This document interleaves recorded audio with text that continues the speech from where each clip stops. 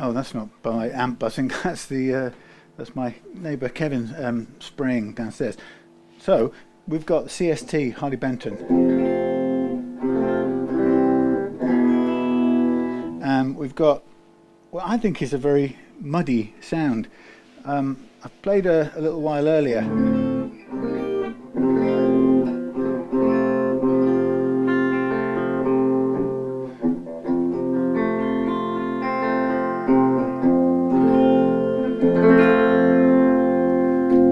So we've got neck, very big, fat, middle, and the bridge is, compared to anything I've played before, or many things I've played before,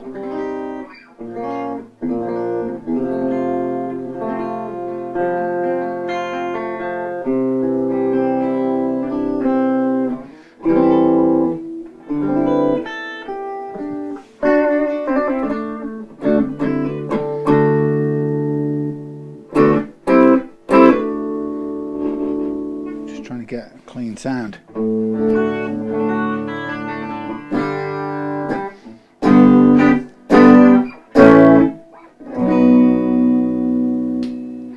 Single coil, humbucker. Now, I spent hours trying to get this guitar in tune earlier on, and so the first thing that's important to state is that there's so much slack in the strings, it was going out of tune.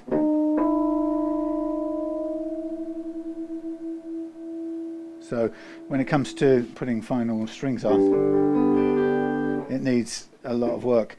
The other thing I'm noticing is that the intonation, the bridge is in the wrong place as well, I think.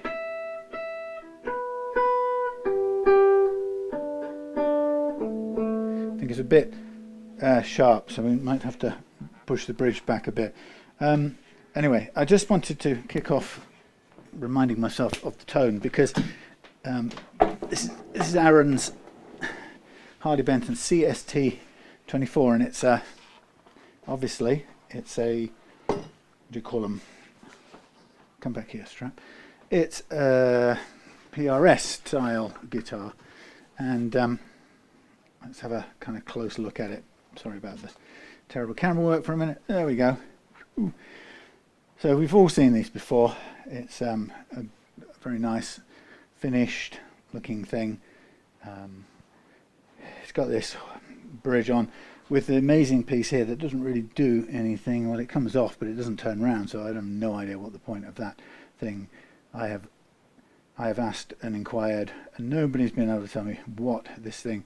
I mean, the idea is it might move backwards and forwards a little bit according to that, but there's no place, there's no way you want that to go forward on this. This is set for a 3 plane and 3 wound, and years ago when I first saw these, I thought maybe they turned round or they came off and flipped over or something, but they don't. They appear at most, well, I don't even know if they move, but if they move, they probably only move forward and back a tiny bit, which is no point really, because they're in the correct stagger for 3 plane and 3 wound, and if they need to go back, they'll go back on the whole bridge on the basis of this. Anyway, so it's a beautiful looking thing, big tall frets, tiny bit sharp at the edges, but nothing too bad.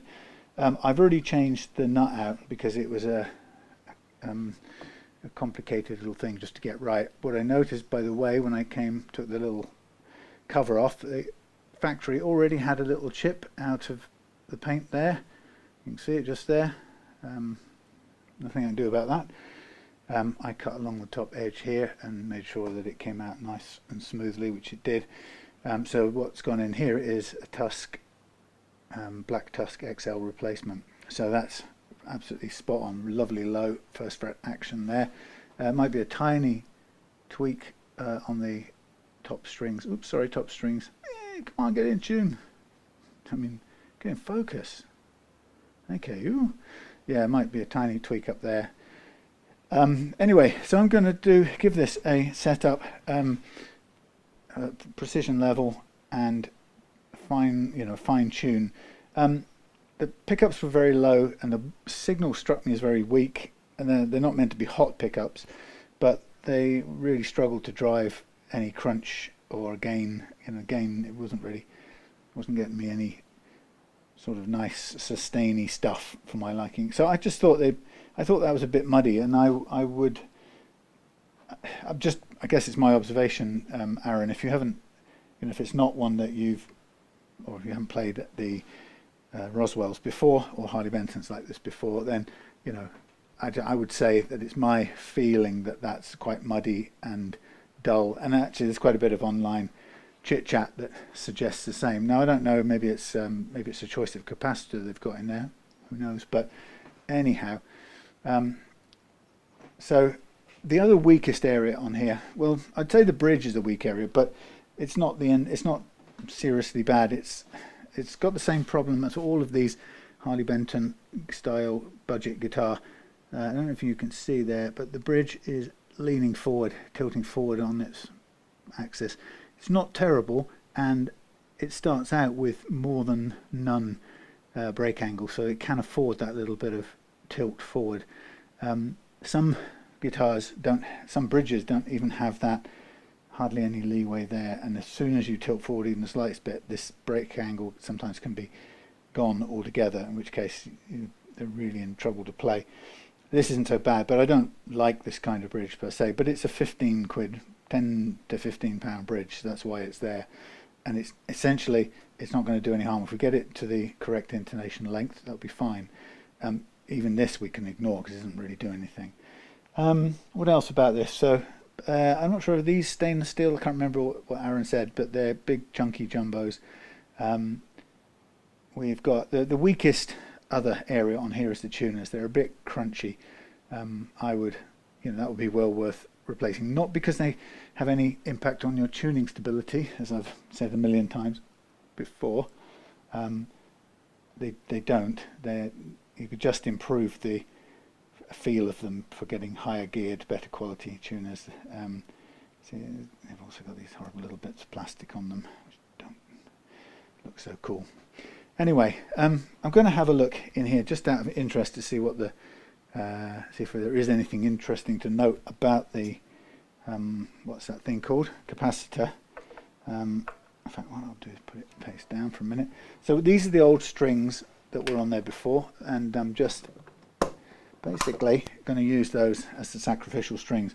But I did notice that there was miles of slack in them.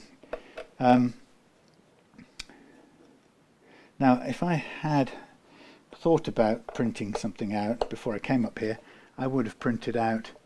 I just decided that I'm going to print out every now and then a really gallingly stupid email, and I don't get many of them. So, but I just thought, well, what else can I do with them other than,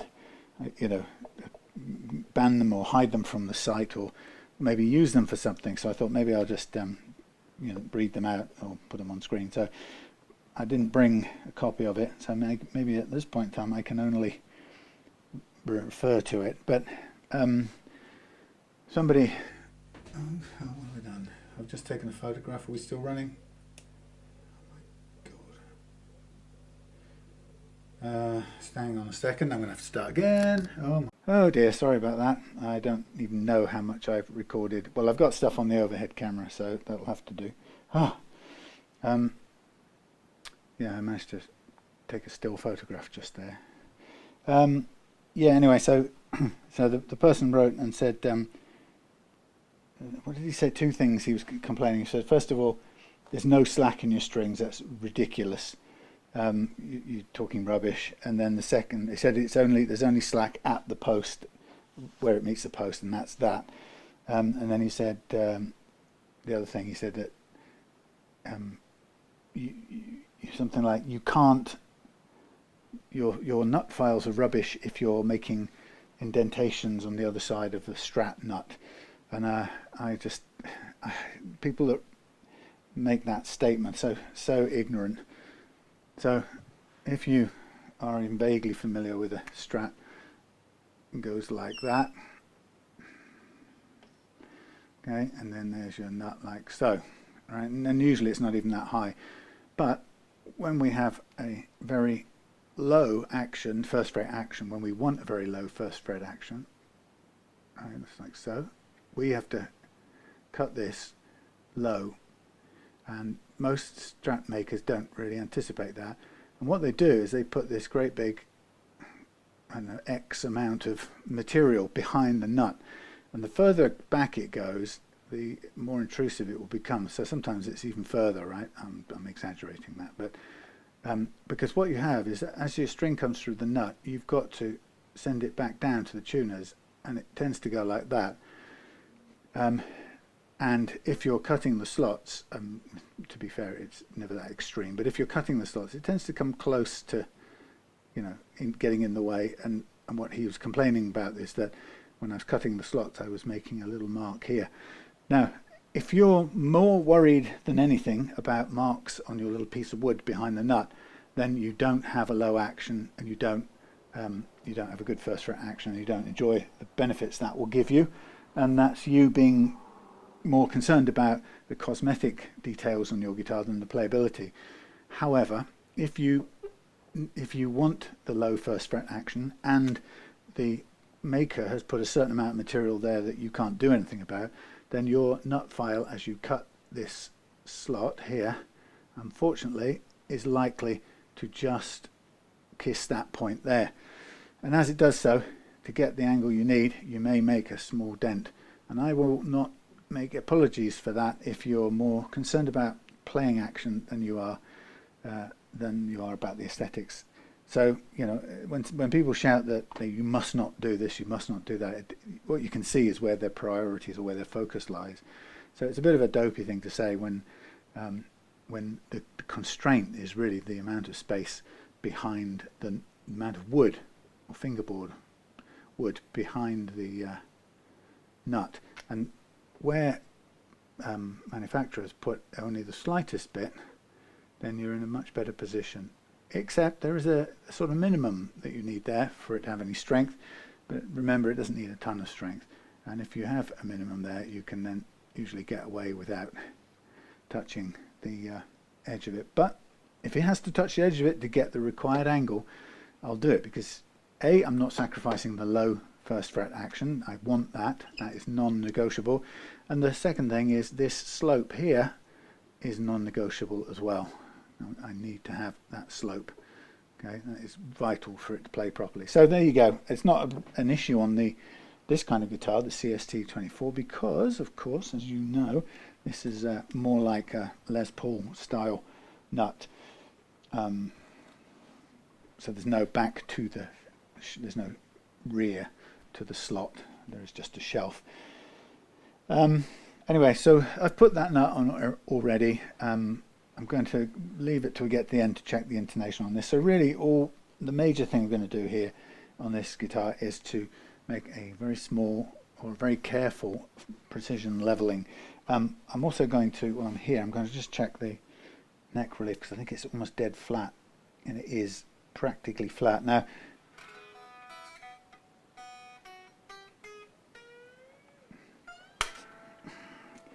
see, that's another thing about bloody old strings. They bend as soon as you start to bend, or they break as soon as you start to bend them. That's partly because it's been on and off a couple of times. Now I do have a spare 10 gauge E, which I'm going to put back on. In fact, I've got two, but I'll put one on here first. Thankfully, some roto sounds have helped me with that. Now this doesn't really want to come out very well. So that wasn't meant to happen, but it does now and then. Sometimes we find that old strings, even if you slack them off, they break as soon as you try to slack them. Now this, sorry you can't see, but this really immediately doesn't want to come out. So it's going to be there we go. Come on. Don't have a lot of room when you're operating with the bridge already in place. So there goes the broken one. Here comes my spare. Now I'll just put this on for the sake of keeping the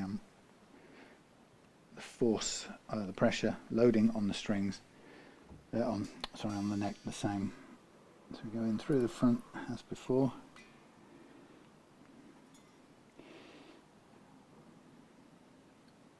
Come on. Ay, ay, ay. Hard to do. So it's always difficult to, when you bend something and make it curl up, and then it doesn't want to go in that way again. There we are. That should be alright. Okay.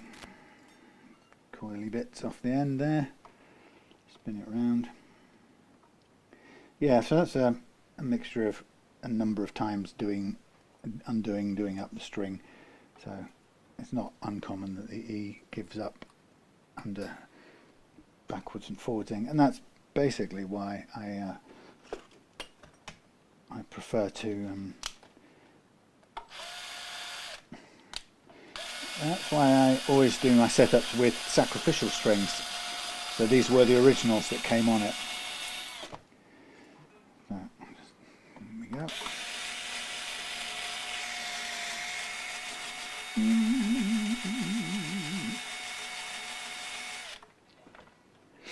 So I'm going to basically mark up with marker pen, mark up the frets, and then we'll get into precision leveling.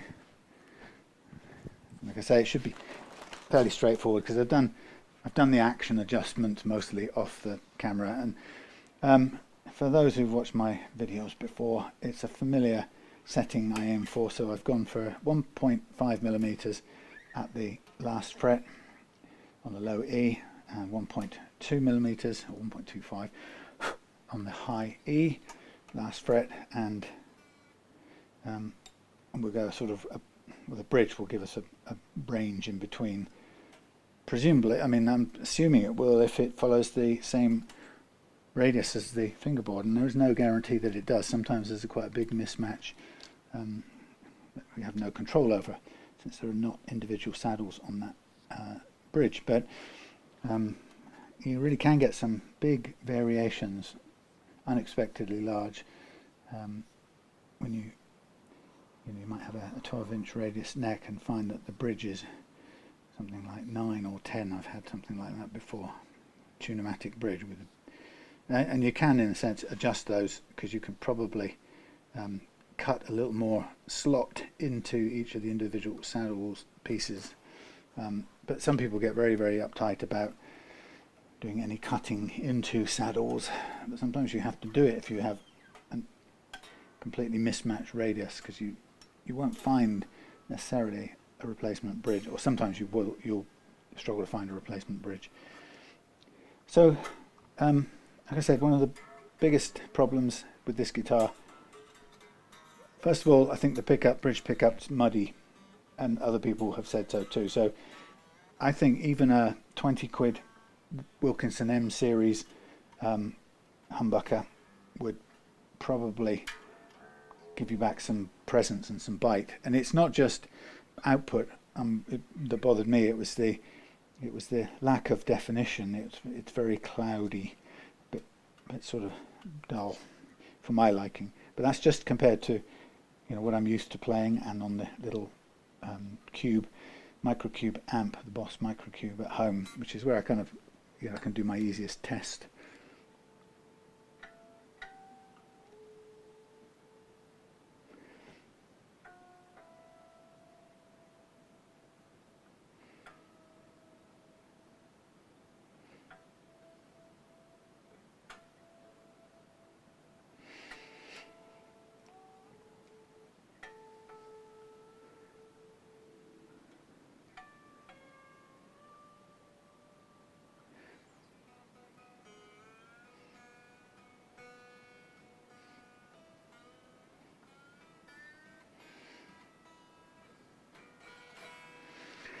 Okay, just going to get straight into this.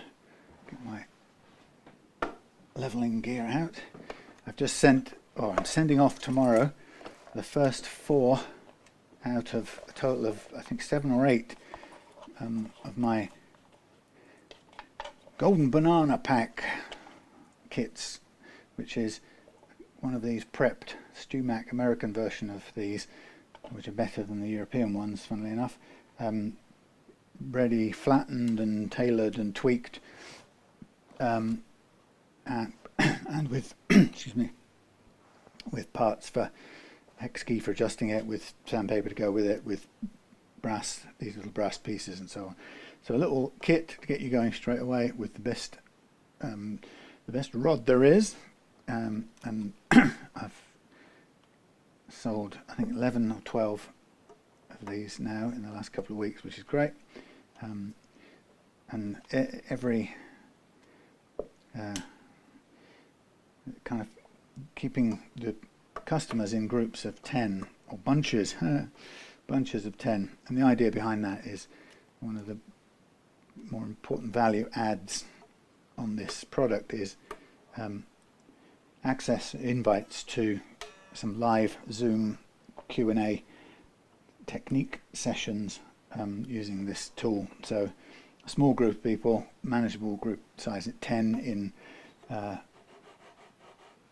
in Zoom terms, and then actually get some up close hands-on techniques about how to use this, and how to not only how to use it to level, but the difference in the kinds of the difference in the types of buzz, and what I've learned that they mean over the period of 8 or 9 years, 10 years nearly, using this technique.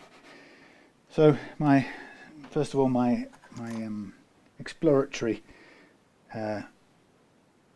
little bit of leveling there with the rod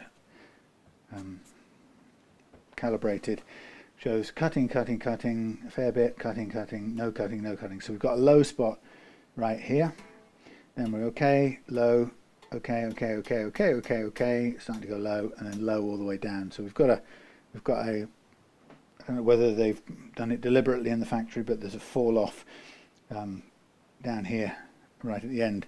I'm not sure it's deliberate, but it often can be due to the fact that the neck is stiff in that area. And actually a quick level here now, focusing on this top end, it starts to cut just about straight away, so it's not that low. I think we've got maybe one low spot here more than anything else, and it's just there. So it's 7 and 8 really, with probably 10, 7, 8 and 10, with 9 being high.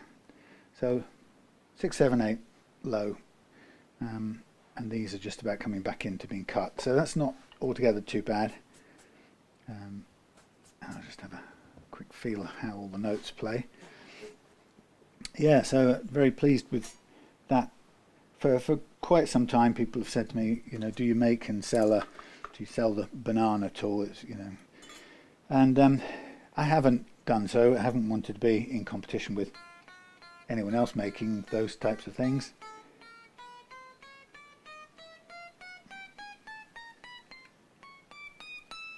Okay, so I didn't really choose to sell them, but it got to a point where, I think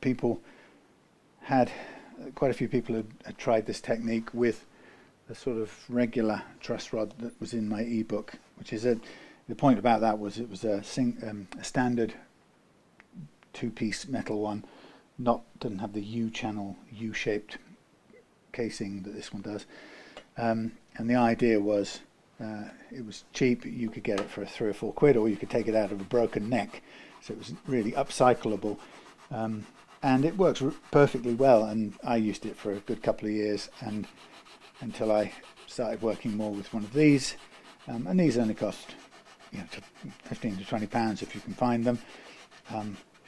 Obviously more if you ship them from the States.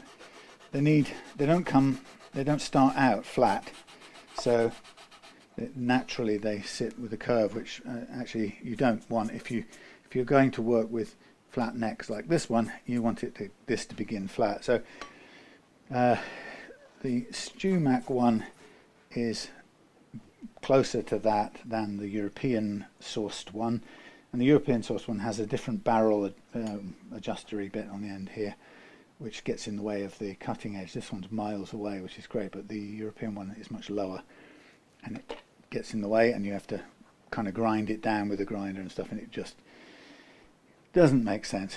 So we still got 8 is low. 8 is low all the way across, so it's definitely a dip in the fingerboard.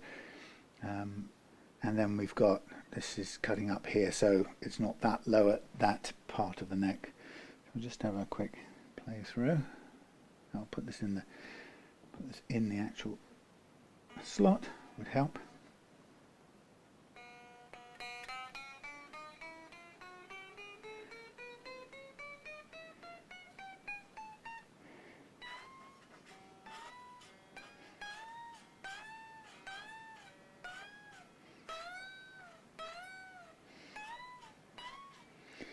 Now if I'm starting out in 8, that's where it goes bad, and that's because 8 is in a dip, and so I'm starting bending this note, and it's struggling anyway because it's coming up the hill and across into the G track, but it's problematic because the beginning of the start point of the bend is in the ditch at the 8th fret. So I can rescue that by leveling, and what we'll do is we'll just recalibrate for the G track, and the G track is the sort of important one when it comes to fixing any choke outs on bends like we had there. Like I say, it's two things. One is there's a little bit of unevenness in the G track, which is conspiring to choke out, but it's worsened by the fact that when I'm bending at the 8th fret, I'm starting in a dip, and that complicates it further. So you'll be interested to hear that this little bit of leveling now should, if I'm careful, should free up that little choking sound that we had when we were bending the high E on the 8th fret across into the G track. And yeah, so I think for quite a bit of last year I thought about making another ebook, and I wanted to encapsulate everything I'd learned in 10 years using this, or maybe 8 years since I wrote the previous ebook. 7, 8, so still low there. So that's our challenging point. Yeah, I wanted to encapsulate everything I'd learned and to be able to share that.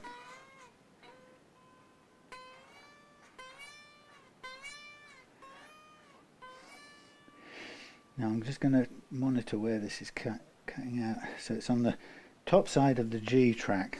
That's where the lowness of that 8th fret position, that sort of dip in the wood, is causing it to choke as we come across. So I'm just going to move the string again, and I'm going to concentrate on that spot to the north, to this side of the string. Yes, anyway, so I was thinking a lot about writing another ebook, and I started to do it, and I started trying to film, sort of different bits and pieces to it, and I wanted to incorporate everything I'd learned about the so-called banana technique over the years, and also adjustable nuts and stuff like that. And I just, for some reason, the material kept recording things, and it just didn't feel like it was working. The kind of the business about the nuances of getting into using this a lot, when you can describe it once in an ebook and it makes sense, and people have gone on and used it really well. But the whole thing about developing confidence and learning from it in order to develop skill and confidence is a different thing.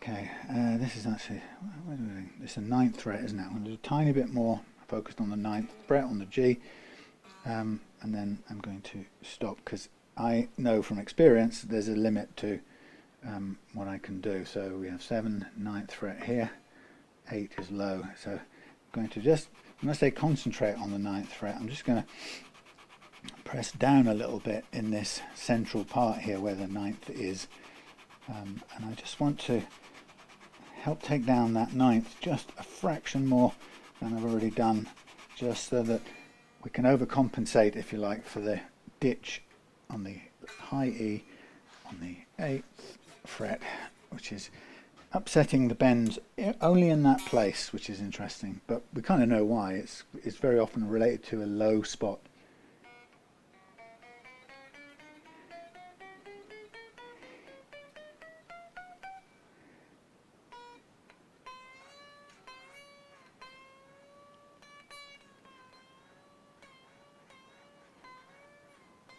Close.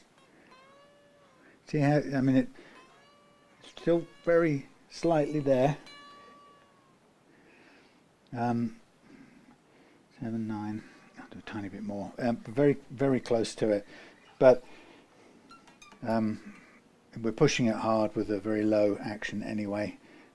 So I can hear it improving, which is good. 5, 7, 9. And there's a limit to what we can do, because to take down something we have to take down everything around it a little bit, and to bottom out the difference between this low 8th and the so-called high 9th requires a bit of leveling all round, which is unfortunately what you get with low frets, because they dictate what's possible, really. We often think about high frets as the thing that prevent low actions. Well, in some ways, you've got a single fret sticking up. A single fret sticking up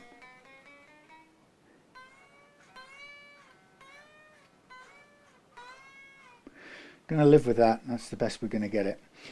Yeah, single high fret sticking up is easy to tame.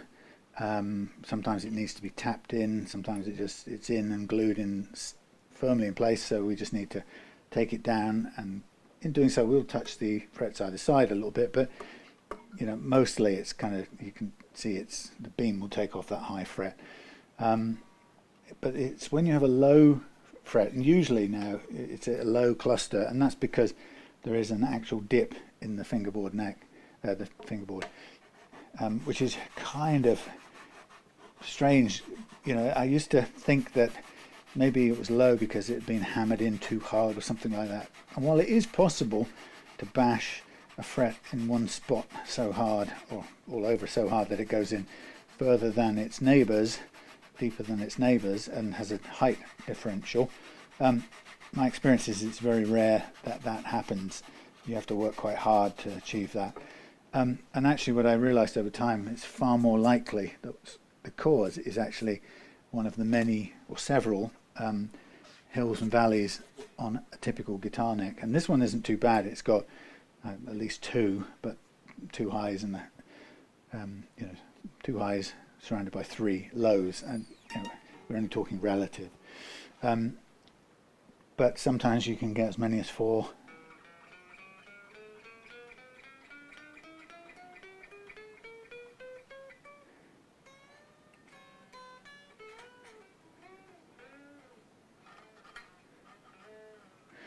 Good.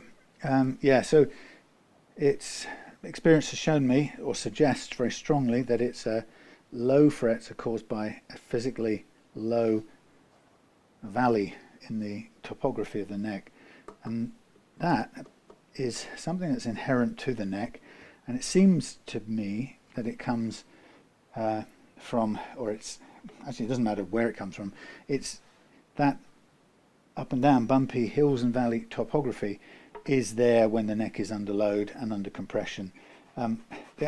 It's a bit academic, because if you know, if I said to you, actually I don't know if those same bumps and highs and lows are there once we take the strings off, and it's irrelevant really, because I'm leveling with the strings on for different reasons. But as it happens, with the strings on and in the way that I level it, this neck, or let's put it a better way, in the configuration that we play it, this neck very definitely has some bumpy ups and downs in it. And it's those ups and downs, particularly when we get over into the wound, thicker strings, it's those ups and downs that create what I call fret slap, which is a different sound to fret buzz, in the sense that it tends to accompany most half notes across half of the neck, or sometimes even the whole neck. It seems to everywhere you play it, you seem to have this little rattling sound, which feels like the frets are slapping, sorry, the strings are slapping against the frets.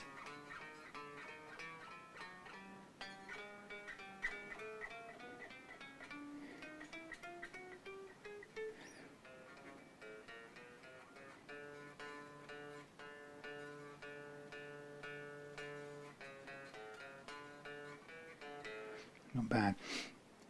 There's a tiny bit in the first half, and that's that. Yeah, so I coined the term fret slap for my own purposes because I wanted to make a distinction between the sort of fret buzz we recognize from a single incidence of high fret, maybe where a fret end is sticking up, something like that, compared or distinguishing it from fret slap from fret buzz. And one of the, like I say, one of the quickest or one of the most straightforward things to distinguish them is that fret slap tends to happen all the way across the neck, sometimes on every single note you play, going up that string, and that would be a classic example of fret slap. And the fret slap, I found, likes this smoothly curved bar to work away at the crinkly bits, and it just seems to create just enough space for the strings to rotate more freely without clattering on the frets. And I've found that I can either alleviate it considerably or sometimes get rid of it altogether. And I did notice on one occasion the other day that on one guitar that I couldn't seem to alleviate the fret slap, I noticed the pickups were very, very close to the strings. When I moved them out the way, down, suddenly the slap reduced.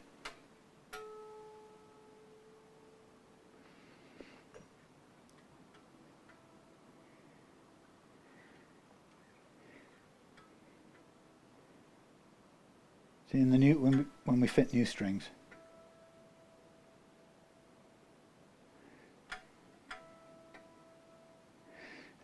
we need to stretch them out much better than they have been.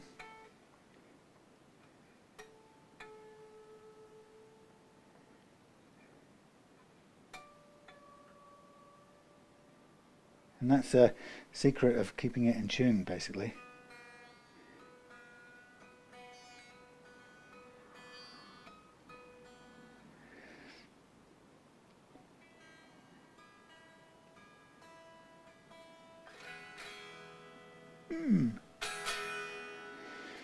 Feeling good, sounding good. Right. One of the things that I hope at all costs to be able to convey to customers, Aaron, you included, is that tuning stability of this guitar is down to two things. 50% of it is getting the right nut material and getting your first fret action set right. The other 50% is stretching out all of the slack in the strings, regardless of that one person on YouTube, their opinion. You get those two things right, you'll get fantastic stable tuning, and you'll see how much stretching we're going to have to do, and it's much, much more than your standard stretching that we all kind of do, a lazy stretching that we do by default. And it's really worth doing because I've done this part, got that right, so that's that 50% taken care of. But if you don't do the stretching yourself, you won't benefit from the quality of the nut and the lack of gripping, a lack of pinging and so on. So you've got to get both components right for it to work really well. But once you take the time to do the stretching correctly, you'll really benefit from it being in tune. I should have done the intonation there and then. Right, I'm going to cut these strings off now because we don't need them. What I am going to do as well is I'm going to look close up at this bridge for once, because I can't believe that this is as pointless a bridge as I think it is. I mean, I've looked at it for years and seen it up close a couple of times, but I don't think I've ever focused on it long enough to go, what is going on with this bridge, and what the hell was the maker of it trying to do? So we'll do a little bit of that and a bit of a rant. And if I see something that I just completely missed, then I will own up to it. But anyway, let's get these strings out. Yeah, so the tuning thing, 50% your nut, 50% string slack, i.e. stretching. And I've got all of those, all my guitars at home are done that way, and I can pick them off the wall and play them without them going out of tune. It's an absolute luxury. I'm spoiled for it, and they stay in tune for hours during a gig as well. Oops, come on.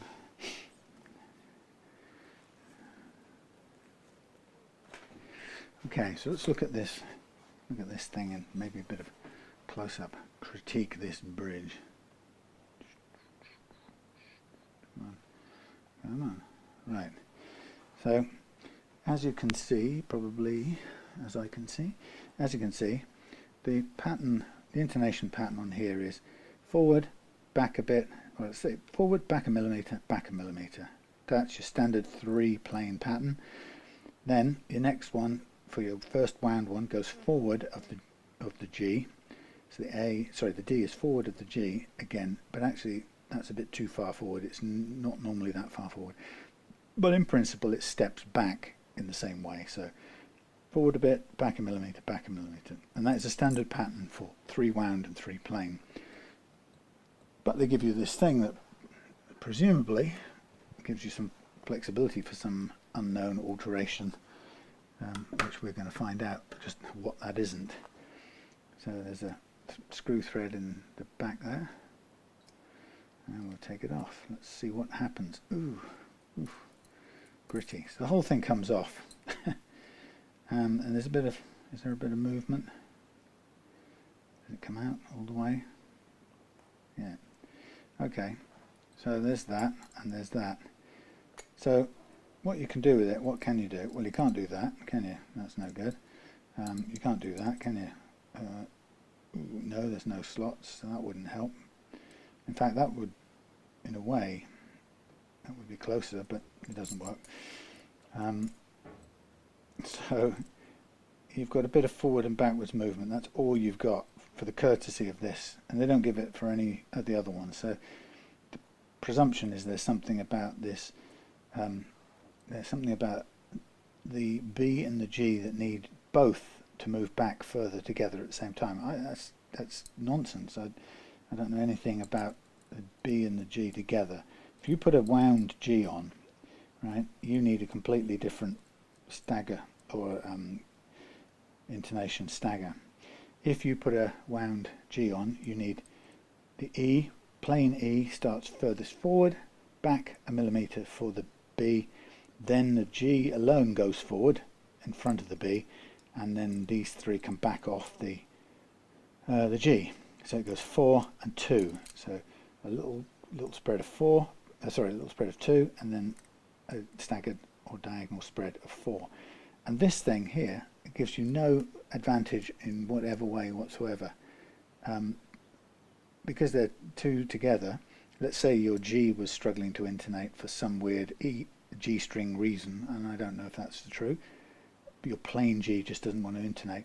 Well, if you push the G forward, let's say, to get it to intonate better, then you've shoved the B forward as well when you've got no control, and that's now forward of the, or level with the E, which it shouldn't be. So I think this is an absolutely, completely stupid waste of time. It's a P-take, right? So this doesn't even want to do up. So this is the other aspect of these, by the way, is they're such a soft metal, and before I know it, I'll be trying to do this up and it will strip the thread. So there we go. That's as good as it's going to be. So absolutely no adjustability of any useful way, shape, type at all. And you can buy these things with this ridiculous little pointless thing on there. And I've had people contact me and make long-winded arguments that they think make sense, but I'm afraid they don't make any sense. There's no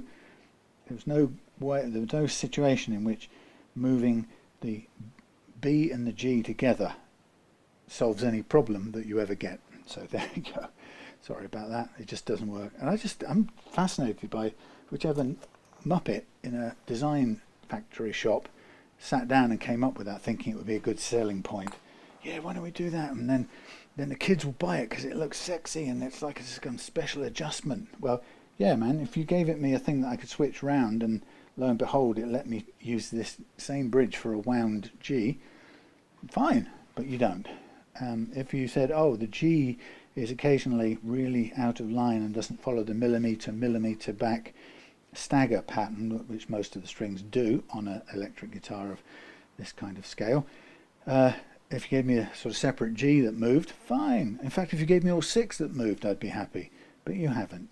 Now, I don't mind a fixed 3 and 3 spread, but you have to know that it's 3 and 3, you know that it works only with 3 plain and 3 wound, and you have to know that there's no individual adjustment relationships. And the truth is, this 1 millimeter spacing that they've more or less built into there by default, that's spot on. That's exactly what you need to be intonated on just about every guitar. The only other thing you might need is maybe a little bit more of an angle back by shunting out one of these ends a little bit out from the bar, or both of them coming back for intonation purposes.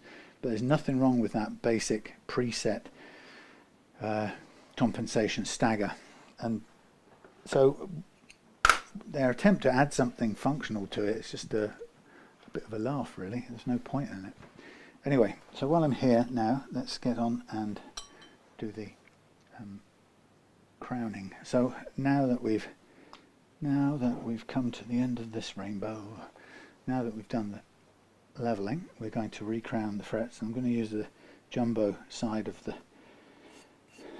file because these frets are without a doubt jumbo, and this file will allow me to round off any flat edges, and I keep sort of doing it whilst bringing in the thickness of the remaining marker pen, and that lets me round off the flat spot without taking down the overall height of the fret, which is what we don't want to do since we've gone to some lengths to level it already relative to all the others. So what a strange what a strange couple of days since I think I was last on camera. The last time I was on camera doing I can't remember what I was doing anyway, but whatever I was doing, I was doing it while Donald Trump was getting shot at by some nutcase in America. So to come out for that to be, you know, didn't ever think you'd see that in modern day America, but maybe that's my naivety. But, there's so much about that just really seems completely bizarre, and I don't mean the Democrats did it or Trump did it to boost his ratings. I don't mean any of that stuff. It just is stranger fact. If it's a fact at all, then it's seriously stranger than fiction, because you know, you look at the map of the place, and there was two roofs in nearby each other in what you would call close proximity to the speaker's platform, and on the smaller of the roofs the Secret Services had set up, and they'd neither surrounded the building that led to the other roof or put anyone on it, which is you would have certainly have done. Any normal person would have done it because it was a commanding viewpoint, and so there's neither Secret Services on there or anyone around the base of it to stop someone climbing up and using it to their advantage. And that just seems like hard to believe, really does. But that's how it was, and there was yeah, and then this person then climbed up there and got off shots, and several apparently before he was taken out, and it's just hard to fathom it, really. And then it miraculously it didn't do any major injury, thankfully, but nonetheless it's still quite remarkable that after all of that it didn't. So adding incredulities on incredulities, really. But hey, the world of politics has become so nutty at the moment that who knows what is going on. It's a bit mad. Anyway, and since then the English have lost against Spain as well, which I also didn't see because I was working here doing guitar. So I'm pleased that in both those events I was doing something constructive and worthwhile guitar setting up. Now I'm just looking at these end pieces. I wonder whether I need to go along here with my file. I think I might just do that because there's something about these that are a little bit sharpy. So if I start here, I might just go around. Yeah, they are pretty chunky. I think I'll go over the top of each end like so, and then I'll go right in the cracks of each fret just to make sure there's no burrs hanging off to get in the way. Yeah, so I mean, blimey, who knows where next in this roller coaster. I heard some people saying that former President Trump was moved. I don't know if that's the right word, but had psychologically had a transformative experience, and I wouldn't, for sure, if that happened to me, I would no doubt stop and rethink what on earth I was doing, and so on and so forth. So I kind of hoped that might be the case, and then there was some talk about him rewriting his speech to be much more inclusive and less divisive, and so on and so on. And I thought, well, he could have gained much more popularity and lessened a whole ton of this kind of Civil War precipice angst just by being more inclusive and less divisive in the first place. But I don't know, maybe up to a certain point it had worked out or proved to be constructive for him. Anyway, being an eternal optimist, I hope that he's genuinely had some sort of road to Damascus revelation, or come to some understanding about seeing things in a certain perspective, and take some steps to be less divisive or to be more inclusive. And it's such a much better feeling than being divisive. I mean, it doesn't, divisive is, don't get me wrong, it gets things done. Obviously, that's why politicians and social engineers use negativity and divisiveness, because it feels like a kind of sugar rush or a drug hit. For a lot of people, it's intoxicating and can't give it up. But a better feeling all round, a much happier, better feeling is. Oh, sorry, I seem to have I completely lost you down there. I'm so sorry. I don't know what I was doing. Went off in a completely different direction. Anyway, yeah. So inclusion, genuine inclusion, is surely a better, it's a better America and a better Britain as well. If we, You know, I've just been saying forever that we've got to stop doing this combative attack and defend parliamentary stuff. You know, especially because it leaves the way we do it leaves. And I think in America too, it's set up now to leave nearly half, every time, nearly half of the population being let down and unrepresented, or, you know, to be demoralized because the 52% won and beat them, and now calling the shots and you lost and all that sort of mentality. And you know, like I said in the other video, we can't keep going on with this. As a politician, how could I think I was winning if I knew that my win had left behind almost half of the population, you know, 48%.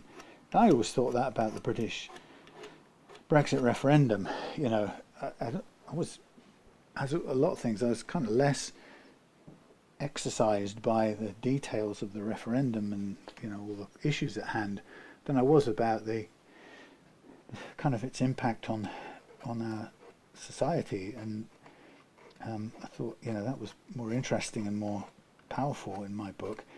And you know, when I saw people kind of celebrating and going on radio shows and, yeah, suck it up, Brexit, Remainers, Ramonas, you know, and all that stuff. We won, get over it. And I never heard a single one of them ever say, look, I get it that nearly half of us in this country, not just you, half of us, the country, feels like this is a total disaster. And I would be saying, and my sense of win is tempered by that. You know, that I can't celebrate something that I win while it is so divisive and leaves so many people dissatisfied and adrift. And I don't hear that being said, and that's because we're still stuck in the combative, confrontational politics. And I think it's coming to a head, and I think it's got to stop. You know, and I've experienced it even at local council level here in the little village life. Just, you know, seeing such unpleasantness and anger from people who are certain they're right, and certain too that their righteousness gives them the right to treat people like dirt, you know, and insult them and attack them and so on and so forth. So it's we've got to, well, if we don't move from that, we'll just be heading towards a sort of, I don't know, civil, you know, local, effective, well, state of war between, you know, paradigmatic viewpoints, which we can do without. Not least because these extreme positions, you know, party politics, Labour, Conservative, Liberal, as I said before, none of them, I don't align with any of them, not none of them. They do what they do, they seem to stand for what they seem to stand for, but I don't align with any one of them. In fact, I happened to, my views and lots of things happen to spread across different parties, and so for me it's an impossible situation, party politics, because you couldn't pin down my views, I couldn't pin down my views onto any party, which, what the hell does that leave me the possibility of doing, you know? And a lot of people do that thing where they say, oh, there's no party that represents me, and it can be, we can use that as a sort of whinge and an excuse for why we're feeling disempowered or disenfranchised and why we don't vote and so on and so forth. But I think it's if that's what, you know, I think if that's what's going on for us, I think it's critical to articulate it, you know, instead of just whining about it. You know, how do I vote for a political party when I believe, or when my views probably are as much comprised as much of an equal amount of all the 3 or 4 main parties, possibly 5. But what do you do? Somebody says, well, that's tough. Well, okay, it's tough, but what it means is I think we should. Well, how do you then throw your hat in with the one who's who's representing an issue that you could put your hand on your heart and say, yes, this is the driving single issue that bothers me most, therefore I'll go with such and such. And then, as I said the other day,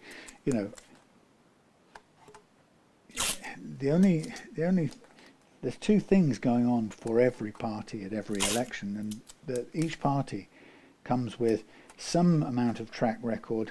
Actually, not every party, but the major parties come with some track record of what they did when they had a chance to, i.e. when they were near power or had power.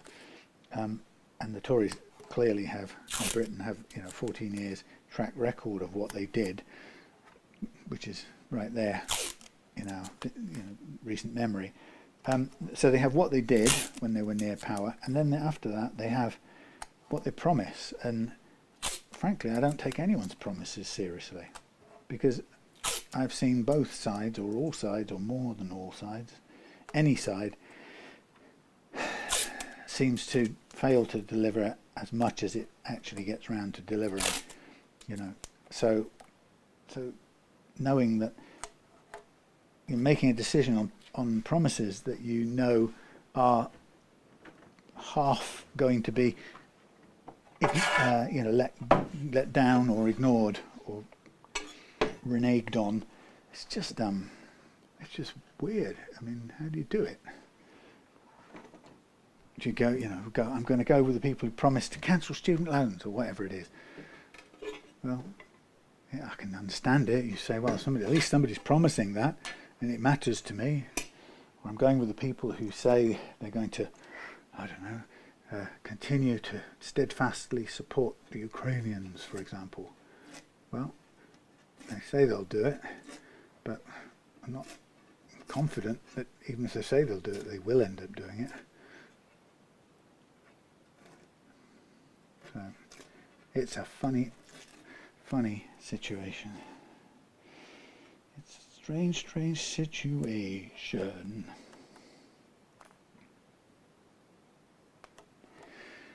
Anyhow, so yeah, it's been a bleeding weird couple of weeks for sure.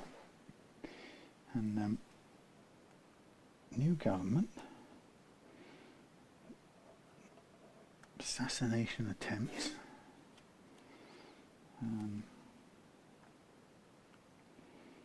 world affairs as bad as they were last time I was setting up a guitar.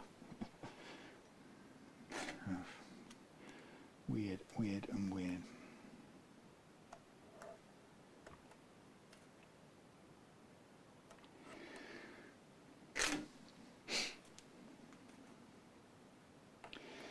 So, who the hell knows what to do?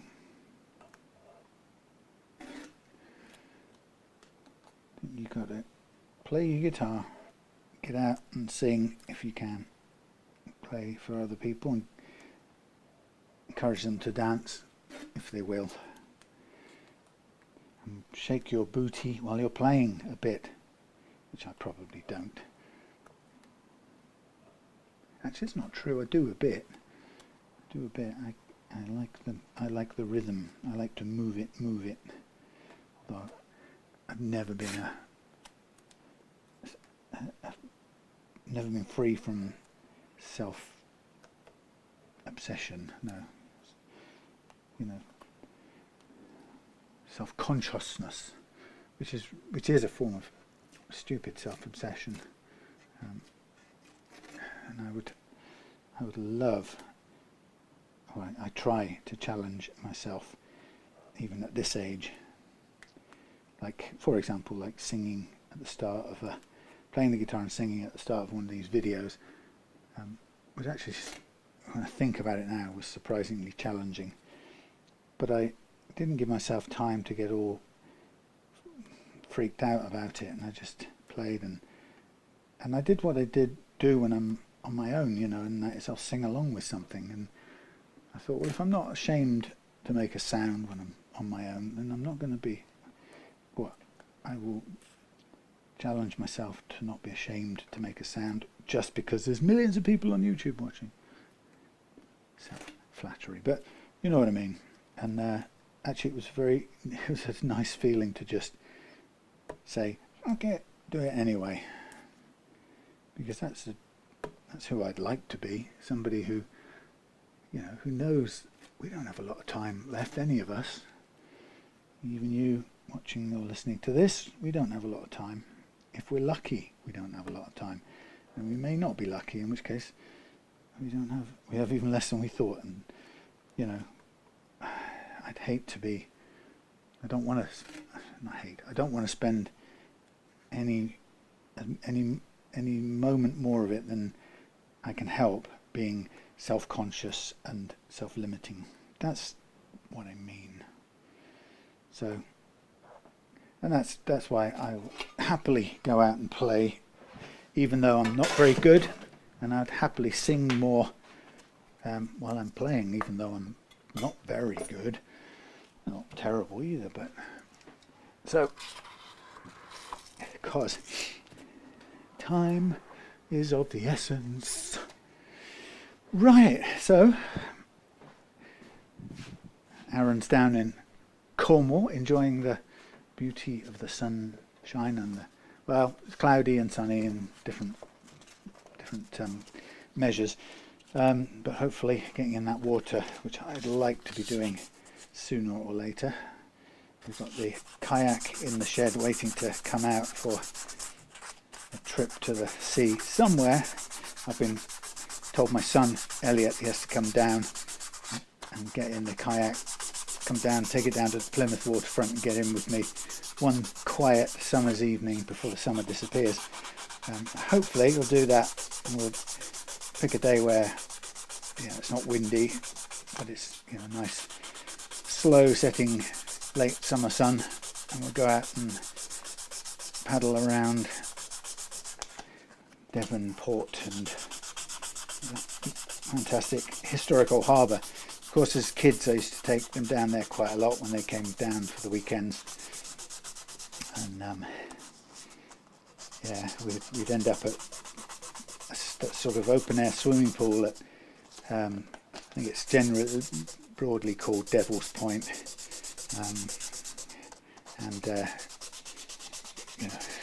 eventually someone would jump in the water, even though it wasn't terribly clean. But we always used to go down there. One point or another, we'd be down there. I'm just going to cover up some more of this. What am I trying to do? I'm trying to cover up these a bit.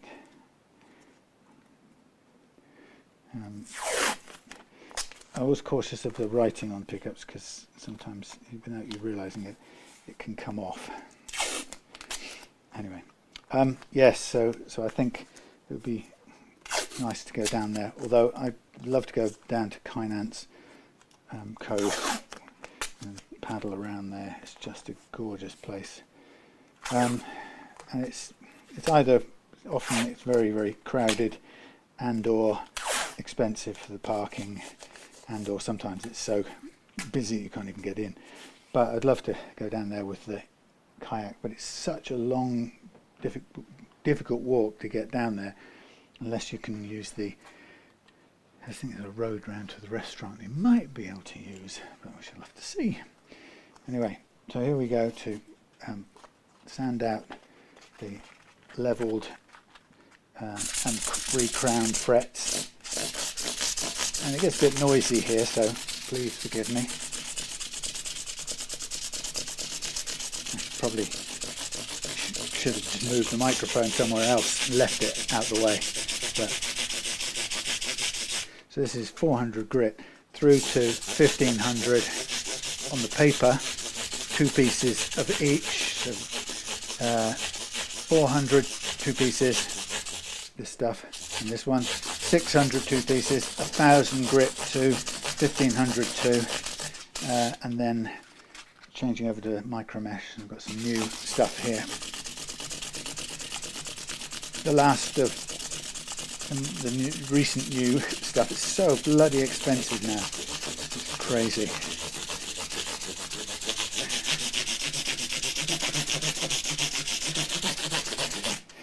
I got caught out. I was ordering some parts today, and I made a quote for Andrew, who I'm doing some more left-handed Chinese left-handed Firebirds. But so I sort of put together an estimate for the parts, an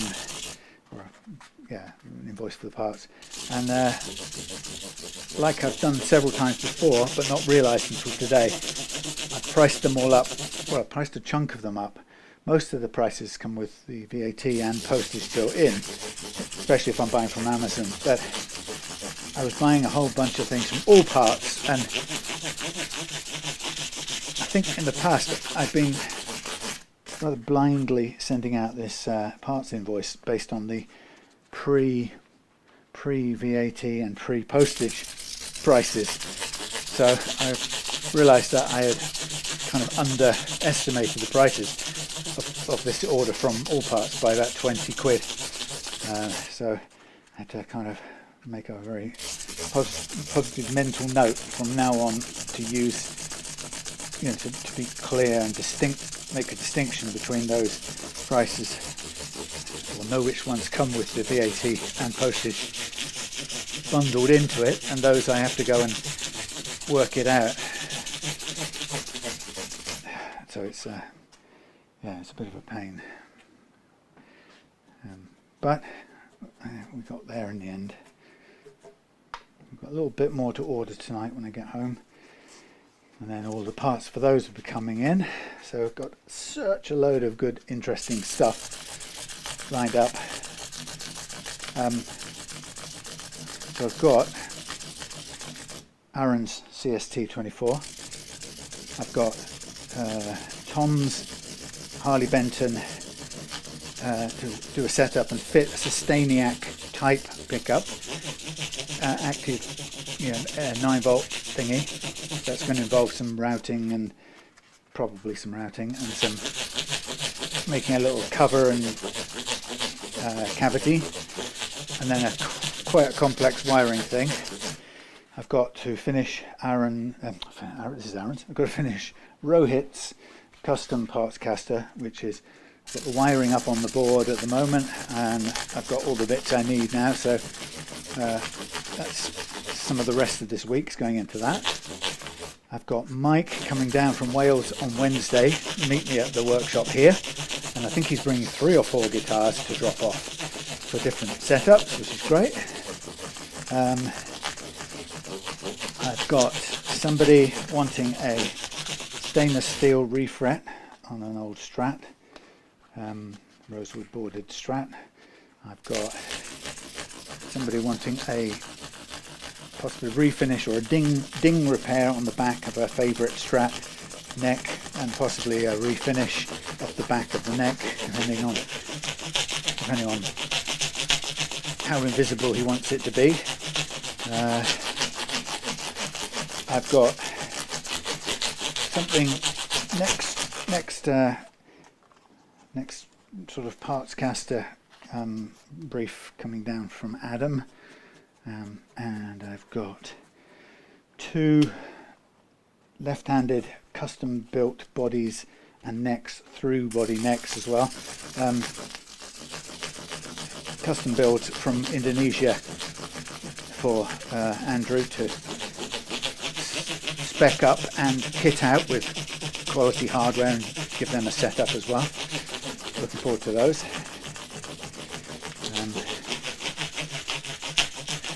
So lots of things. Been really good and busy, and I'm very grateful for that. Whew. And also happy that I finished the upcycling of the what was an Ibanez Geo. Now it's a Real Love Guitars thing, but after the sort of respray, refinish, it's all done and set up, ready to go. I just got to put some new strings on it, give it a bit of a dust over, and then it's going out to my brothers, hopefully by the end of the week.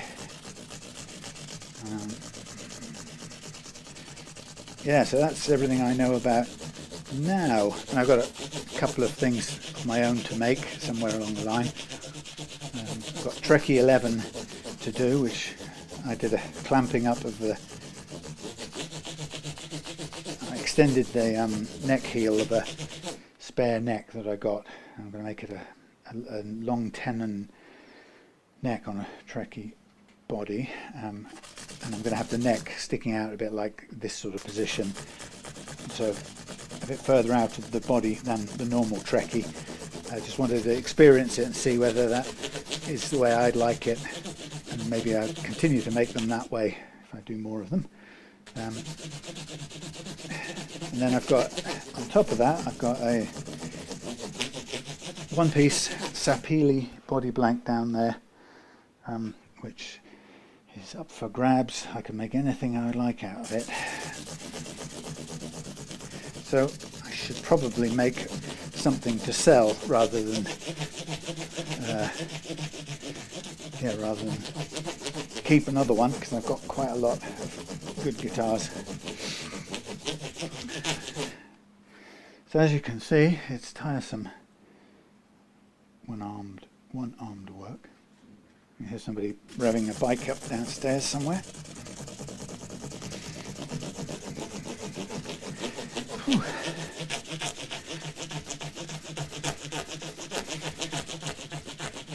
I've got the parish council tomorrow evening after nearly a couple of months off in the summer, so it's been a blessing. So I'm not really that switched on about it at the moment, so I'll have to read all the notes and papers for the meeting tomorrow before I go. But that makes it an evening off the guitars, so it's good to get this done tonight.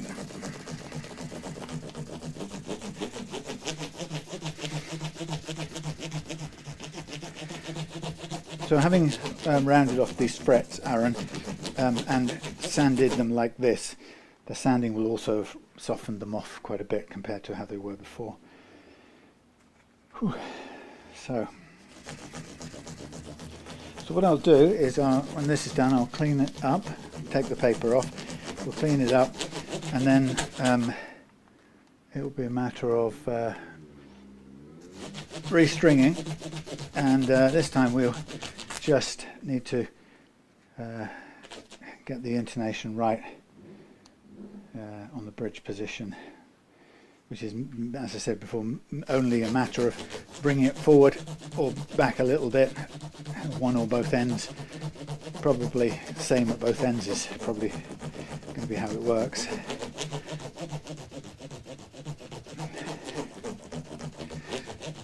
So now we're on the 8000 grit, and finally the 12,000 grit, and that's it for the grit.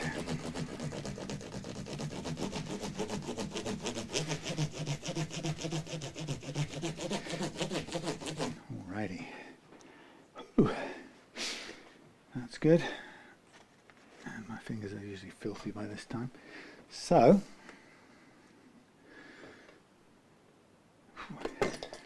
now to remove the frog tape. A lot of dust goes with it as well, which is good. And for those who ever wonder about fret polishing or fret leveling dust, there is nothing about fret dust that's magnetic. So the only fret dust I've ever found, or not fret dust, the only fret wire that's even vaguely magnetic was Evo Gold. Everything else is completely non-ferrous and non-metallic, non-magnetic. So your dust from fret leveling doesn't go anywhere near the pickups. It isn't attracted to them. Where it does matter is iron filings. So if you're doing wire wool or wire wool filings, that is magnetic, and it will. People are concerned or have worries that if it gets into the pickups, it can easily cause a short across your wires, or it can rust and cause problems in your pickup wiring. So always be careful if you use any wire wool around an electric guitar. Be sure to pick it up and clean it up. Or better still, keep your pickups covered in the first place. But dust like this, absolutely no problem at all. There is no magnetic property. It will not go near your pickups. It won't get stuck in your pickups. So, and I love this when, you know, I occasionally still get somebody who insists they're right and I'm wrong. And I've done the tests. I've literally made, you know, got pieces of different major manufacturers, fret wire and big magnets, and I've done the test and proved which one is magnetic, even vaguely, and it's barely even magnetic, the Evo Gold, but it's the only one, and the rest, the standard nickel silver, is totally non-magnetic, doesn't move, and even with these big powerful neodymium magnets or whatever they're called, nothing, no attraction at all. So there's the proof, and yet you still get people who insist they're right and you're wrong, even though you've done the experiment and they haven't. Isn't that funny? Well, it's not funny. It happens all the time. That pigheadedness, you know what I mean. Anyway, so just in case you're ever wondering when you watch people do fret levels, or I'm doing this fret leveling, fret ye not, because there is no magnetic quality to your fret wire. So I'm going to just do a quick once over with some naphtha. And again, it's just like all these things, somebody else will come along and go, oh, you can't use naphtha on your guitar, it does this, or it. No, naphtha has for the longest while been considered the only reasonable finish safe solvent that you can use on poly finishes, urethane finishes, and especially nitrocellulose finishes. It won't do any harm at all. So I was going to look into the cavity here and see what that thing was, the capacitor, and judging by the colour of it and what they normally fit in these guitars, I would say that it's almost certainly it's one of those green ones, and it's a 223. Oh, do you know what? I could be wrong. Let's get some light on this. I think this is a 470. I think this is a Strat style. Yep, that's why it's so dark. Well, I'm not going to change it, but that's why. So how's about that? It's taking too much of the top end off. I don't know. Shall we see if we can raise Aaron? If I were to leave it, I could come and finish it. So, I could do that at home.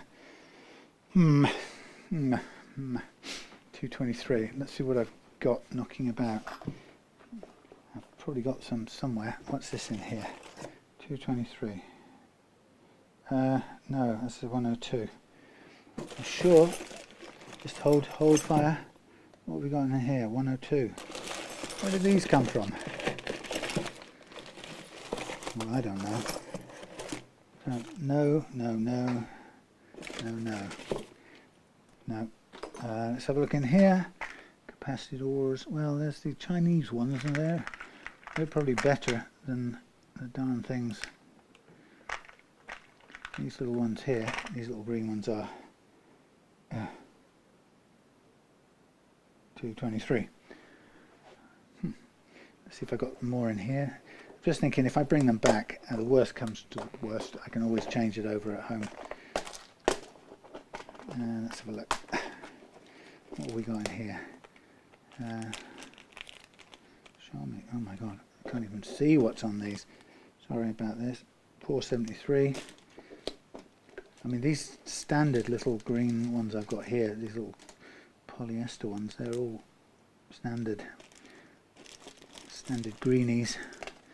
What have we got here? That one, what's this one?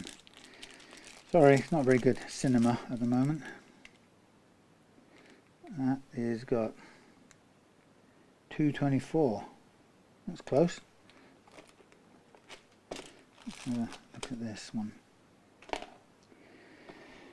Let's check these out here. Get in there. Right. Let's have a 220. That is a 224. This one is a, sorry, it's a terrible view. Where is the camera? I don't even know where the camera is. Hello, down there. That's a 220.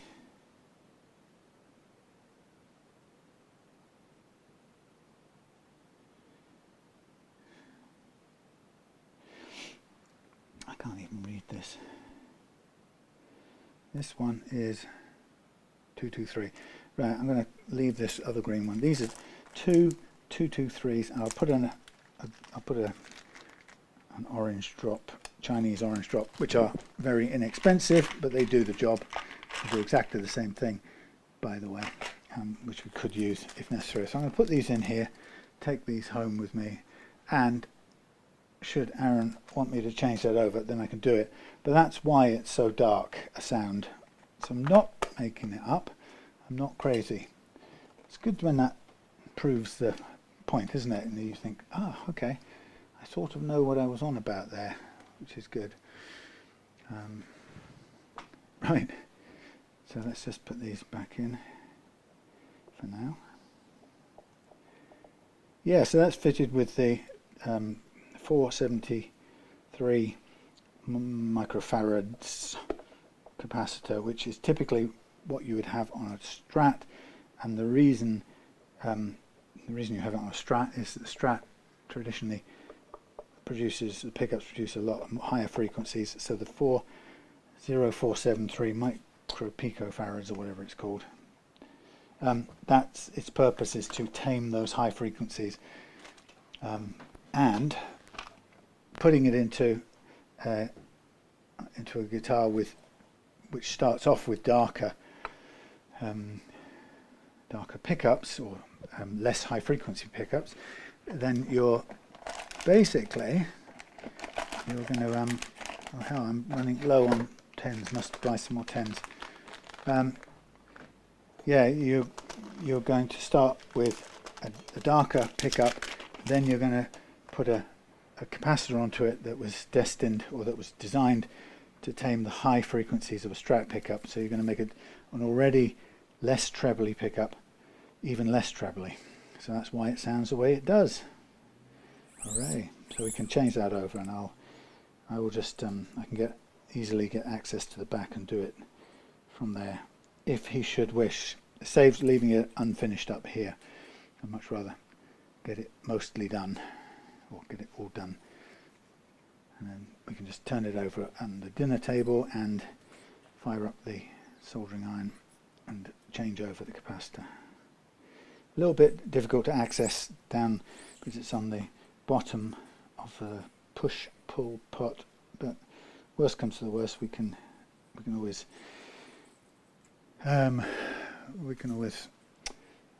undo the pot and lift it out, or drop it through so there's more room to reach the thing. Right, and we've got another spare, thanks to all of these roto sounds. Okie dokie. So we're nearly done. Yeah, the work on the nut, sometimes I do that off camera because it's quite fiddly, and I have to concentrate a lot. Somebody asked me the other day about there was a process that they had hoped, or they'd said they'd come to this video to see one particular part of it, and I hadn't showed it. Wow, that is stiff. That's because the thing is right down on its stops. Yeah, so they wanted to see a particular operation, and hadn't shown it, and it was the business of changing over.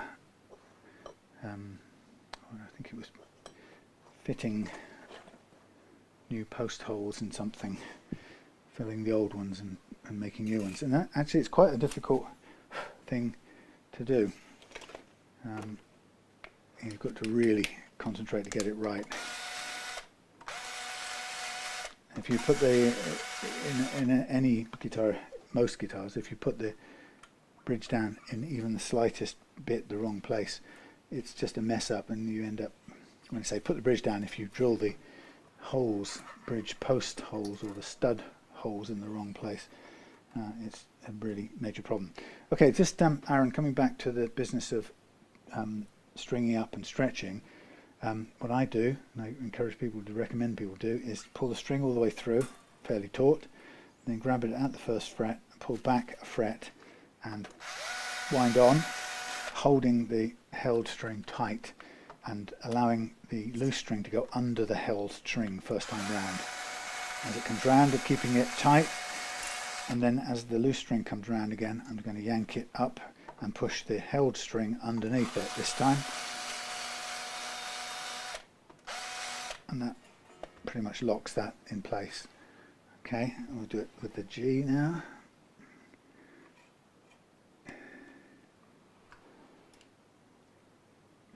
Oh, always the same. We've got to get these posts lined up before you start doing that. Right. Through the post, all the way through. Sort of line it up taut, pull back one, hold it there with your thumb, let it go over the top of the loose one, and when the loose one comes around, yank it up, keep it taut, press it down and send it under the loose one. So a bit of string gymnastics always required, as you can see, and just make sure these are in the right places.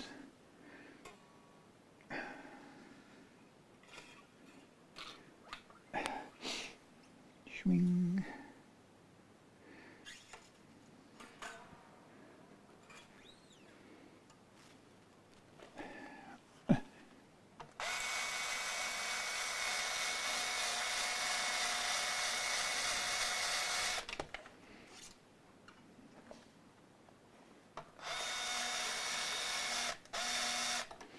Sometimes you don't even get to go round twice, because on the thicker strings, one fret's worth doesn't quite give you two loops. So I cut that one because it's in the way.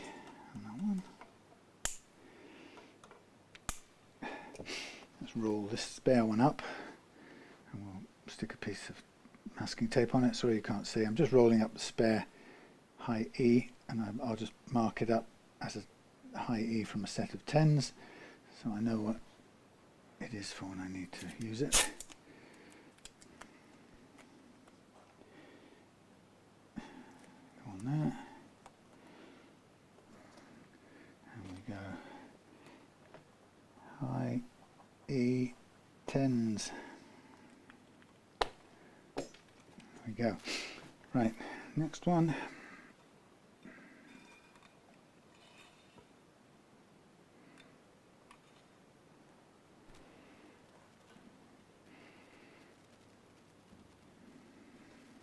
Okay.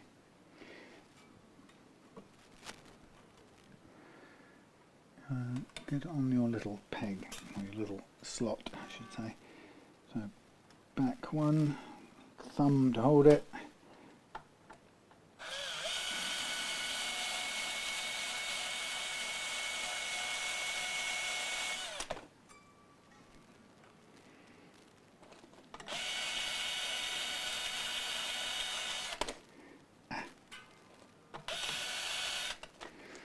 Let's do the time warp. No, let's do the high E again. That's gone down between the B and it's gone down the side of that little moving piece, which is another not good reason to have it, since A doesn't do anything and B, at best, it just traps the string when you don't want it to, for no good reason. Ringing, trying to. Okay. Pull back one.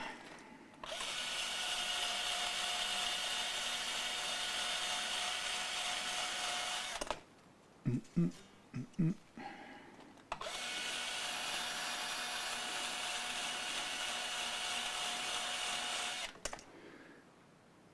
in your little slot, all good there. Cut those two there and there. And the final one, the low E. It is trying to rain. Gosh darn it. It is raining, I should say.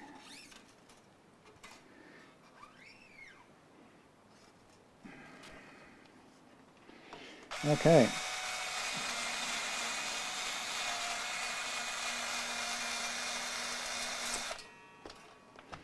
Just snip that off here. Okay. So there are my strings, fresh strings on.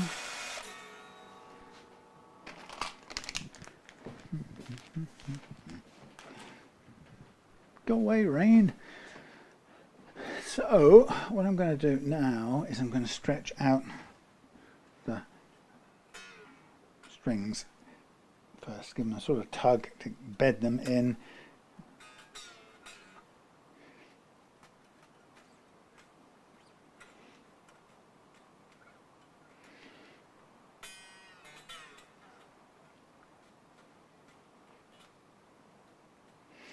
Okay, so you can see I'm just sort of pulling any obvious slack out of them, and I'm going to tune up.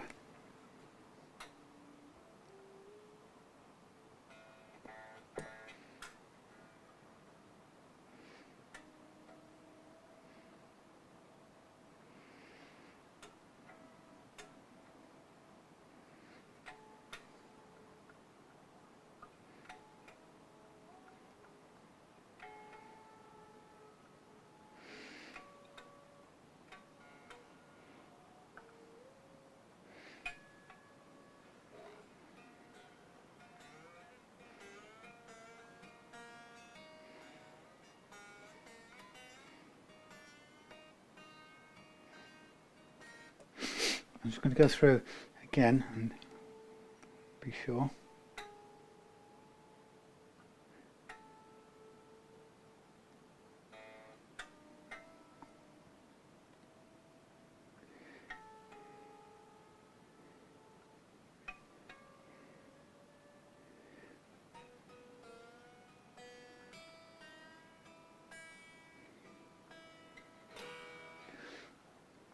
Okay, so this is where the fun starts. Checking everything. We'll do some stretching out. So here's what I do: thumb and forefinger, and I push hard using the thumb against the forefinger on both sides, and this really does stretch the strings nicely. I go down all of them like so and keep going, and the idea now is that you want to do this until you stop detuning. Of course you've got to be careful that you don't break the high E string, because it can do, so you just have to be a little bit gentle if you can when you're in that department. Now we're going to hear how much it's detuned, and this is on the first stretch, and this will show you one tiny part on one string is enough to make your playing go out of tune.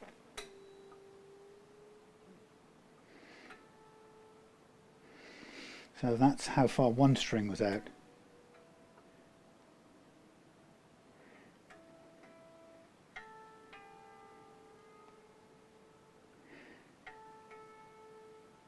So each little tiny percentage of one string will be enough to spoil your solo.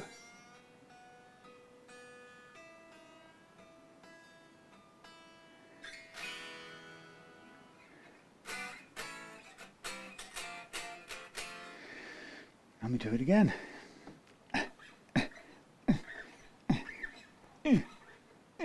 And even behind here, if you can make yourself do it without busting anything.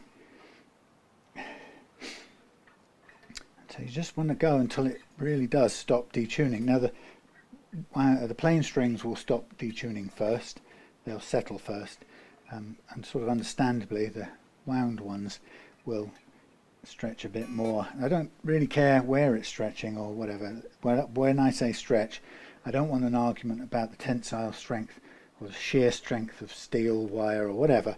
All I know is that it's pulling slack from somewhere in the system, okay? And it's not making the tunes go backwards, so it's coming from the string or the coils.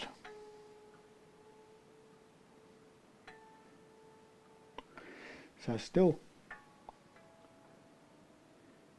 big detuning.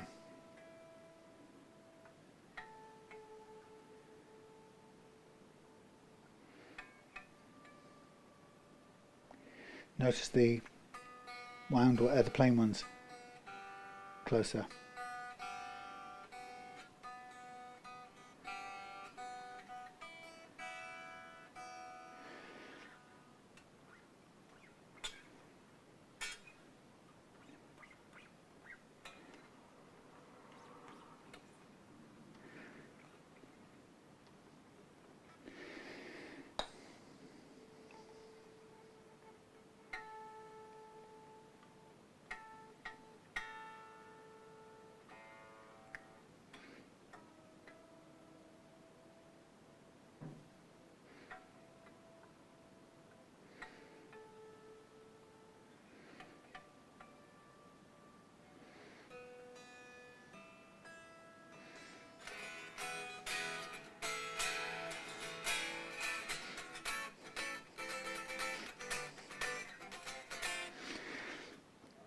Going to give it one more stretch in thumb and forefinger stretchiness, and let's see if we can get any more detuning.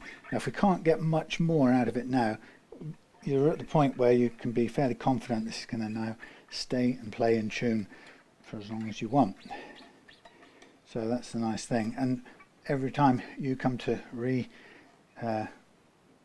place the strings, if and when you do, all you have to do next time is just do this stretching part, because the nut will still be good. Not far off.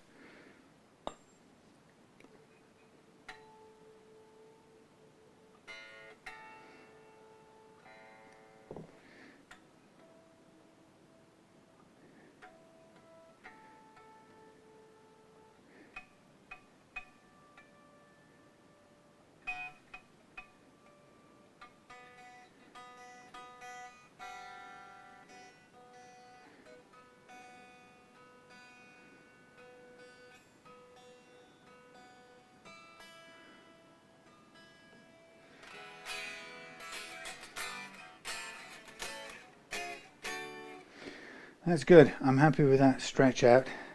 So what I'm going to do now is check the intonation. And the intonation is quite a personal thing, so it really does depend on how you personally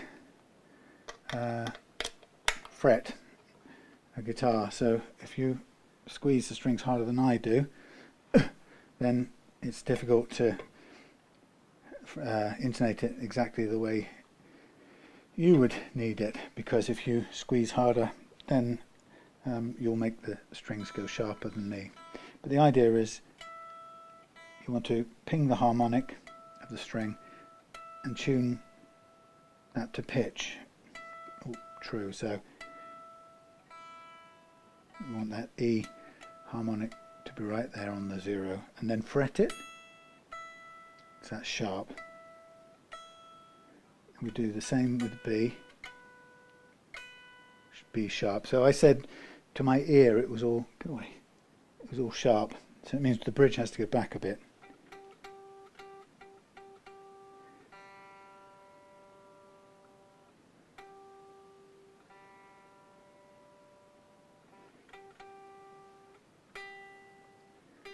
Sharp.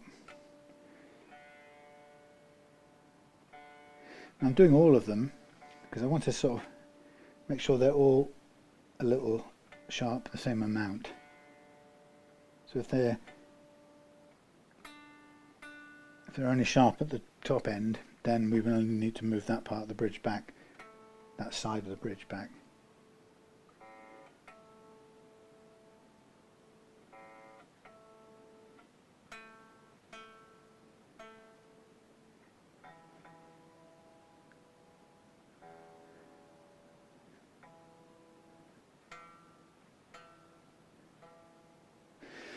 I'd say it's all sharp.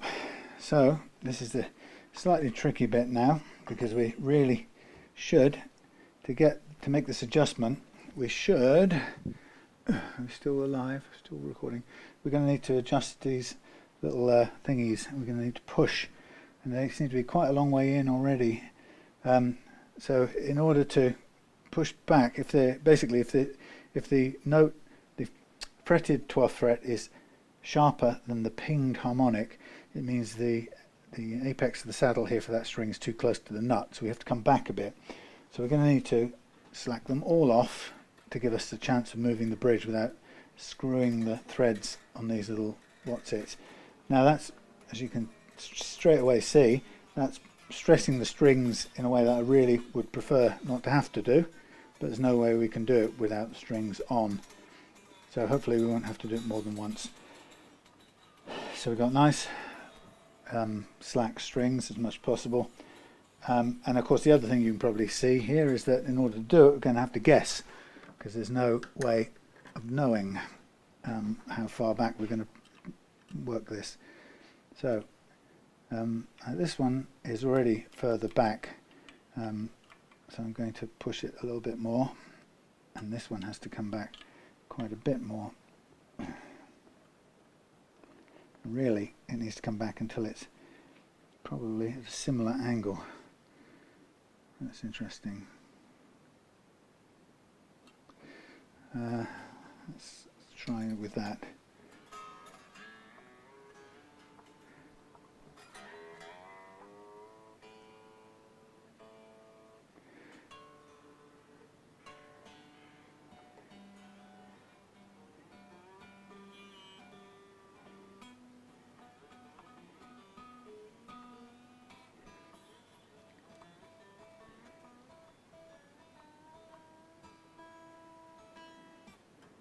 Now, when you slack off your strings and do them back up, you're going to get slack in there again. So if you're going to, once you've done it and you're happy where things are, you're still going to need to do a bit of careful stretching. But let's just get this to tune first.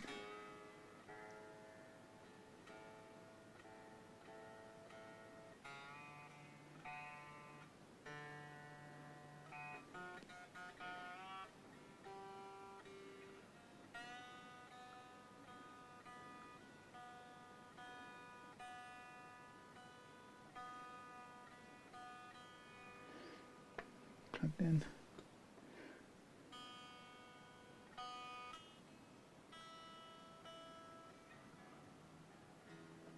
Right, check the E.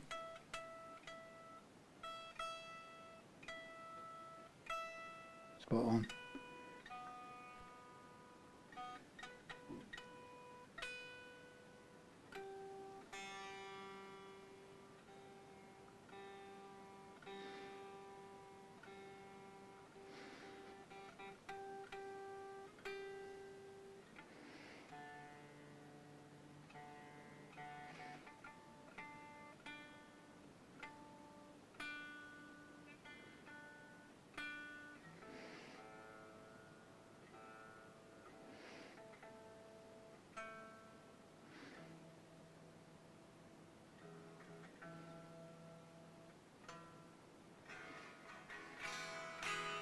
Okay, good. So what I'm now going to do is just stretch again with the hope of getting it stabilized, and it's much quicker once you've done the main stretching already, so it's much less required, but winding it and slacking it off and doing it back up does require that bit of work to get it back into tune again.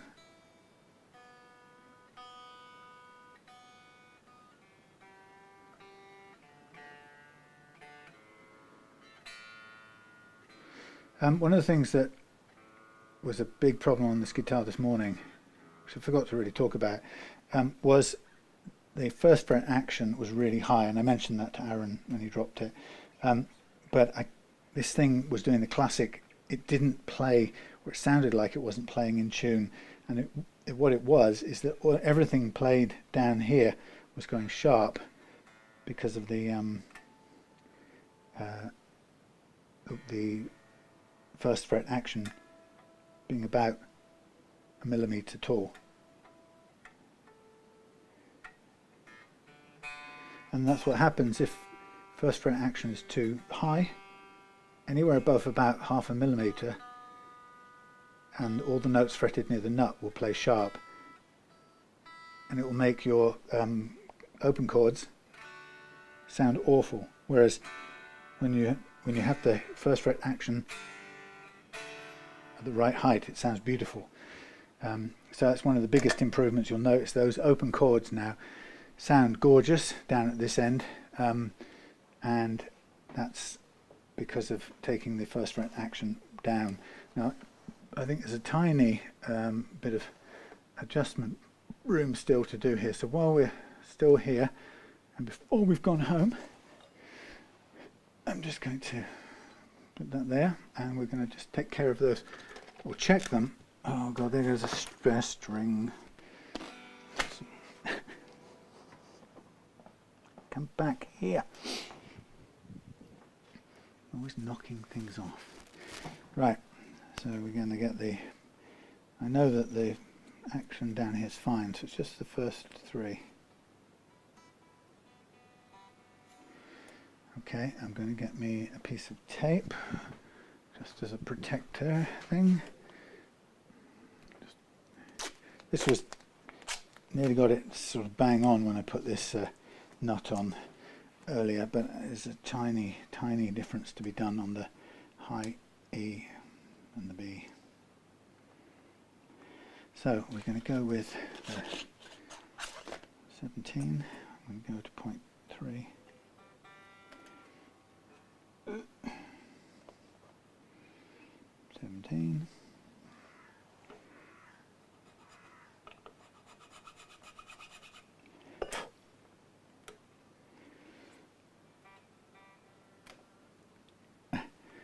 What I do is use this one as well, help the thing on its way.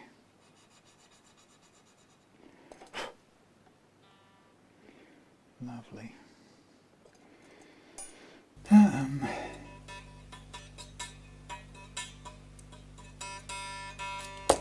Super, right on the mark. I'll just run this down just to bottom it out, as it were, round it out.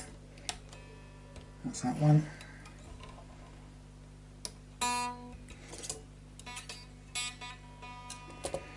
Tiny bit. I'll do the same thing here.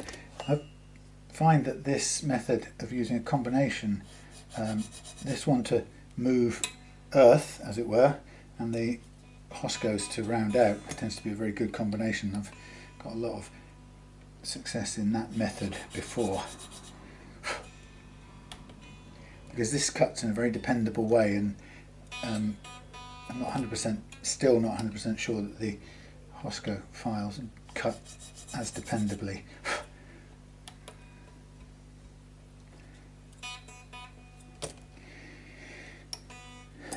Try this one. 13.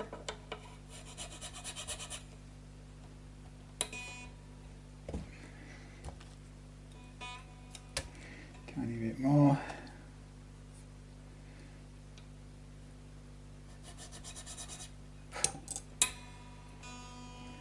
I think we're there. Just round it out.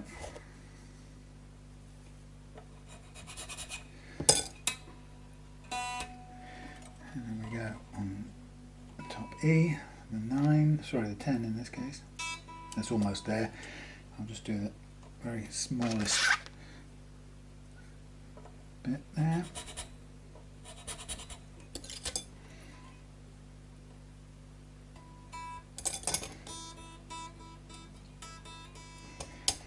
So fine, but getting it exactly right is a lovely thing to do, because it just gives you that perfect first fret action.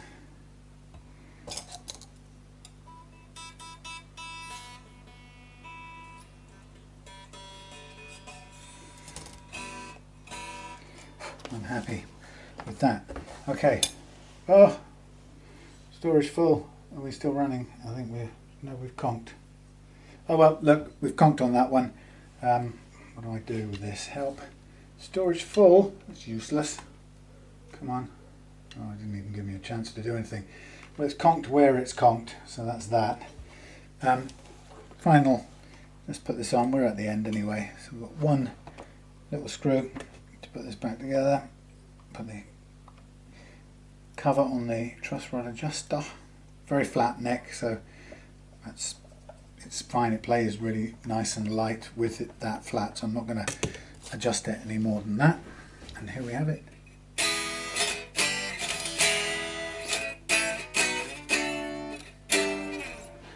Thank you. That's it. Done.